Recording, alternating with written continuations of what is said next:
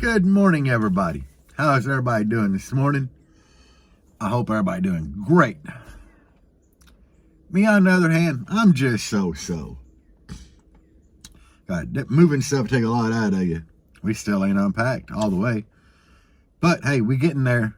But let's get into today's video. I'm at the point where I'm about ready to tear all this out. And I got to redo my doors. And, well, doors are something that I'm not really good at. I mean, I can pull off the look and make it work. I just can't make it pretty. And I'd really like to have some pretty doors. And with everything that I got going back in here, I don't even know how I don't know how I'm going to fit it all in there. I'm going to do 4 Neo 8s, 2 horns, and 2 tweeters per door. And I'm going to keep my recliner door pulls. And what I'm going to try to do, I'm going to flip this camera around so I can kind of give you all a bird's eye view, you know. Because this drives me crazy. I'm going bonkers trying to figure this out. I had no clue. I don't even know if it's going to work or how I'm going to have to find. I just don't. Okay, guys, I am back. And, yeah, that's my old dirty van. That's a dump truck. But these are pretty big horns. And I have 2 of them per door. Tweeters about that size. And them are 10s. I'm going to do 8s. And I have a little more room to build back here. I want to build this narrower so I don't stick in as far. But I have to move this to the top. Because every time I give a demo, nobody knows how to get out of the damn Jeep, even though there's a door handle right there. And these power window switches are in the way. I got a plan for them. I'm going to move them right there. Right in that place. I'm going to go to the old pick and pull and find a dash out of an XJ. It didn't have the rear washer thing. And I don't use that. I don't even think it works, but I'm gonna find one that's just got like a solid plastic piece to put them power window switches in and ditch that power window switch. Yoo-hoo, another dump truck. Yeah, I'm way out in the middle of nowhere to film. That way if I play the stereo, I'm not really bothering anybody. But the problem is this thing here, it's too damn wide. So I'm gonna have to put it up here. I'm thinking about just cutting a piece of wood to the hump out right there for that. Taper back in, run to here, and this cutout's for my dash to work around it. Yeah, and I'm thinking about making a board for like the 4 8s, a board for the 2 tweeters, a board for the 2 horns, and put them on this piece separately. And fiberglass all of it. So I have like 3 pieces of wood on top and the rest to be fiberglass. I don't know. It's trying to work out a design that'll look cool. It gets rough, guys. It drives me crazy because in my mind I play it over and over and over again, and this is a hold up, and this, which these bring me to a really good topic. Now them power window switches in my door, like this old Jeep came out with hand crank. And hand crank windows are terrible. They're hard to build around and everything. So I put power door locks and power windows in these doors. I said screw the back doors. They have power door locks in them, but screw them. Guys, this universal power window switch, and that's what I looked up on Amazon or eBay. Universal power window switch. It is the simplest thing in the world to hook up. Like, you literally only have 6 wires to hook up. An ignition wire and a ground wire for the whole harness. And each switch has 2 wires coming off of it to go to the power window motor. So, you hook up your power window motor wires, which that's 4 of them, you know, 2 per door. And then the ignition wire and the ground wire. I see so many guys at shows that have built doors and they still got that big factory piece like this long with 50 wires on the back of it, like hanging there. It's just so much easier to pay like 30, 40 bucks for a universal power window kit. Another dump truck. a busy road for dump trucks. But anyway, that will save you so much time and mess. And I mean, you can mount it in the console. Like I said, I'm gonna mount mine in the dash, but you could do console if you got room. If you make your own console, just put the master switch that has to, like for the driver door, put it in the console. That's what I'm gonna do on my dash. It's just gonna be so much easier for me to put it there. I think you still have to connect the passenger side switch, but you can shove it in the door or anywhere and just leave it there, out of the way. Out of sight, out of mind, guys. But yeah, you can, so all you search is universal power window switch. If you have hand crank windows,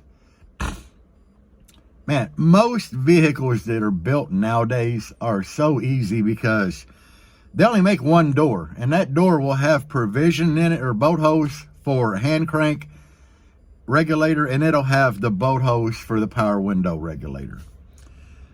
So it's so simple now. I mean, you just go on Rock Auto or Amazon and buy the power window motor regulator kit for each door and bolt it in, bolt the window to it, and then hook up the universal power window switch, and you're good to go. I mean, it's super simple to do.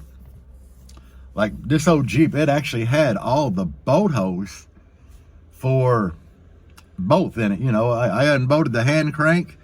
When I put the power window motor regulator thing in there, it actually had the boat hose already that lined up perfect. So it was super simple. I think I paid $50 per door for the regulators. That's $100, and like $30 shipped for the universal power window switch kit. Now I know everything's came up in price a little bit, which inflation's through the friggin' roof, but it still is like pretty simple and pretty cheap to do, especially when you want to build big doors and you're not having to build around a hand crank. Or if you want to build big doors and you don't want, like, you know, 40 wires hanging out the driver door with a piece this big with your power window switches in it. Those of you with 4 doors, I know that driver side controls like all 4. You can buy these universal switch kits in a 4-door model, but if you're walled, there's really no need to. Leave them back windows the hell alone. You know, it's that simple. Just leave them alone. Leave them up and you're good to go. So that's where I'm at with this thing. I called my buddy Josh to order some wood. He's way cheaper than that damn Lowe's or Home Depot, I tell you that. And I do have my mids to go in here. I think the horns that I'm using, don't quote me, but I think they're called a Tango. I am going all McLaren in here for mids and highs, so I think the horns that I'm getting, they're like the same equivalent as these DS18 horns, except for the compression driver's Neo, and these are ferrite. I got McLaren MXT tweeters, I think is the model. I'm not 100% certain. It's been a minute since I looked at them, like before the move. But they are Neo, and then I got McLaren 8s that are Neo, and they're a lot shallower than what I have in here. The only thing that's going to be a pain to build with is building for the horns, because the horns are like 2 inches deeper than anything else. So I am going to have an issue with the horns sticking out really deep. Not too concerned about it. That's why I want to build an individual board for each thing, place on there, and then stretch material over it and fiberglass it. That way it has some contour, guys, rather than being a big flat box like I had now, which the flat box works. And if you plan on doing, you know, doors and building, it works. But be careful of the speakers that you choose. I'll tell you that. I saw these DS18 Neodymium Pro Audio 10s, and they look beautiful. They perform beautiful. But they're like this deep, you know. I think they're like 5.5 inch deep. And in my Jeep here, which I have a lot more room, the motor, when I roll the window down, the motor is like, it's, you know, like 30 thousandths from touching. When I play music, the motor smacks the window. I got proof. You check this out, guys. And I'm touching the seat. Yeah, can you see that? That's rub marks where the motor actually hits the window when I'm playing. Now, I think I got the passenger side a little bit better. It don't seem to be hitting. But the front of the speaker also touches the seat. So that's how tight I got it in there and how good I adjusted it. Weiss Blazer, same thing. The motor actually is touching the window when the window's down, and it's touching the seat to the point where you got to like slam the door to close it. So that's why I've opted in both vehicles to go with a lot shallower mounted speaker. Just because these take up so much room.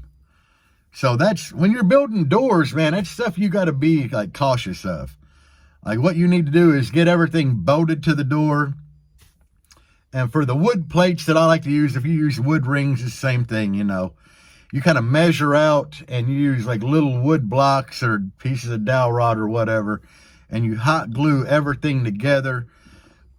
Throw a couple of screws in it to the door and shut the door. Make sure you got good clearance there. While you're at that point, hold a driver up there, roll the window down, see how much clearance you got. Because it's a lot of trial and error, and I'm not great at it, but I know enough to get by. And then when you get to a point where you're happy with everything, you know, stretch your material, try to get all the wrinkles out and fiberglass it. Man, I did a tutorial on it, but I think all the footage straight up went to TikTok on my wife's page, which were just a bunch of little videos of different steps of building her doors. And for those of you wanting to get into door building, you know, there's 100 ways to skin a cat, and all of them probably work great. Some work better than others, but I'm pretty sure they all work. There's a YouTube channel called Magic Sound. Now, I know quite a bit about fiberglassing and all that, but watching this guy, Magic Sound, you can't understand a word he says, guys, because he's in Russia. So, don't try to understand him unless you fluently speak Russian. But watch his channel if you want to learn more about the art of fiberglass, because this dude is phenomenal at what he does. And he actually does it all live on camera, you know, and films it. So you get to see each step that he does. And me, even being pretty knowledgeable at the subject, I can watch him and learn stuff every day. And that's what it's all about, is learning stuff. Man, you're never too old to learn anything. And there's people out there, you know, that, oh, you might know you might know more than a person, but they might know that one thing that they can teach you to help you a lot in whatever you decide to do, you know. Whether it's building doors, they might know one trick, man, that'll help you out a lot, even though you know more than them. So give everything a chance. But Magic Sound on YouTube, that guy knows a lot. And he's really good at fiberglass. And he always finishes everything he does out with like this stretch vinyl. I don't know what kind of glue and vinyl he's using, but this dude could vinyl wrap a snake and that mother wouldn't have a wrinkle in it at all. I mean, that's how good he is. But anyway, I just want to do a little bit of talk about doors, and I see so many people with the dang power window switches hanging out. I mean, they'll do all wood on the door, and at the very top seam, they'll have like 100 wires hanging out with that damn switch panel. Guys, universal power window switches are so easy to install and hook up, and they're cheap. Cheap. So, anyway, that's going to be it for today's video. Little tips on building doors. Like I said, I'm not the best at it. I think I did a really good job on my wife's, but there again, you know, the mids that I chose were just so damn deep that I'm surprised I got them in her vehicle. I tell you what, her vehicle was so tight that you had to slam the door. And to make it where you had to slam the door less, I pulled the seats. I measured between the seat, like here, and how much room she had between the seat and her console that I put in. I took the seats out and I cut the bolt hole sideways all the way out. That way I could put the seat back in and move it over almost a half inch and then bolt it back down. You know, it's kind of the same thing as oblong in a hole to make it adjustable. I did that on both seats to move them both in toward the console. You know, call it jerry rigging. I am Jerry and I rigged it. But actually it works. I mean, you still got enough patch air to the seats bolted down safely. But I did move the seats like inward to clear. And it's all because the damn mid that I chose is way too big. And I'm tired of it. That's why I'm changing them out. I'm thinking about doing the same thing to her Blazer. Like 4/8 per door and 2 tweeters. The company that we're going for her Blazer obviously doesn't make horns, and we're trying to stick with this brand, you know, a whole build for them. Synergy. Doing all Synergy. I mean, she's got Synergy subs. We're going to do Synergy mids and highs, and when they get amplifiers back in, we're probably going to do all Synergy amps in her build, because I'm digging them subs. I know their amps are just beyond amazing. Their amps are up there with like the best of them, just because they're all built in the same build house, you know. Anyway, that's the plan. I know this video is getting long and I'm rambling hell on. I always do. But anyway, guys, thank you for watching. As always, man, I appreciate all you guys. I know a lot of you guys are like, it don't matter what I do a video on. You guys out there watching every day, a lot of you are. And it's kind of how I do with like EXO. I watch everything this dude does. I'm not even into remote control cars really, but I watch.